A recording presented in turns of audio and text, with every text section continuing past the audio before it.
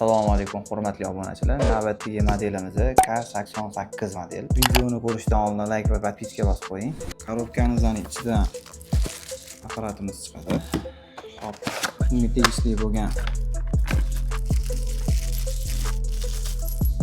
svetli antena, qo'llanmasi, zaryadchika, ichidan yana bitta antenasi chiqadi, xuddi shunaqa kalta. Bu detektorimizning korobkasining ichidan chiqqan antenalarni qanaqa yig'ilishini hozir men sizlarga ko'rsatib beraman. Portiga uzun antenasini o'rnatamiz. Ko'rishingiz mumkin, mana apparatimizni yig'ib oldik. Buni bosh qismida mana birinchi knopkasi bor. O'ng tomonga burab yoqsangiz bo'ladi. Bu qurilmamizni yoqib beradigan knopkasi. Yoqqanimizdan keyin yarim santimetr sursangiz, qurilma o'zi avtomatik yonadi mana. Bitta diapazonga ko'tariladi.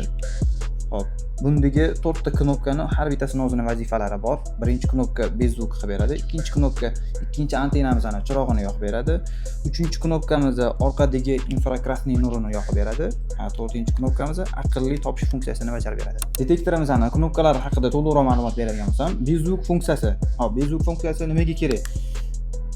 Apparatimizni tekshirayotgan jarayoningizda, hop, mana shu ovoz sizlarga yoqmasa agar funksiyani yoqib qo'ysanglar, bezvuk rejimda ishlaydi. Keyingisi lampochka funksiyasi. Buni o'zining mana bitta lampochkasi bor. Buni bosib tekshirsanglar bo'ladi. Magnitli prostoshka GPSlarga xuddi shu svet orqali olib kelib tekshirsanglar bo'ladi. O'sha mumkin. Keyingisi hop, orqada infrakrasniy nuri bor. 3-knopkamiz xuddi shunga ishlaydi. Buni bosib turib anaqalarni o'zgartirsanglar bo'ladi, funksiyalarni o'zgartirsanglar bo'ladi. O'zi обычный mana shu funksiyada topishinglar osonroq, qolganlari sal sho'xroq bo'lgan hisobiga topishinglar qiyin bo'ladi. Keyingisi aqlli funksiya. Buni yoqsanglar, o'zi avtomatik skryuti kamera, GPS prosushkaga ishlaydi. Prosta sizlarni chalg'itib qo'yadigan narsa, bitta 3 ta narsaga tezlab beradi. Topishinglar sal qiyinroq bo'ladi.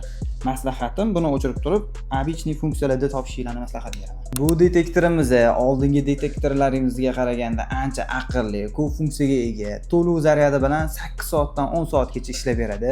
Shunaqa detektorlarimiz kerak bo'lsa, tekshirib beramizga aloqaga chiqing. Videoni shetgacha ko'rgan bo'lsangiz, like va podpiska bosib ketishni unutmang.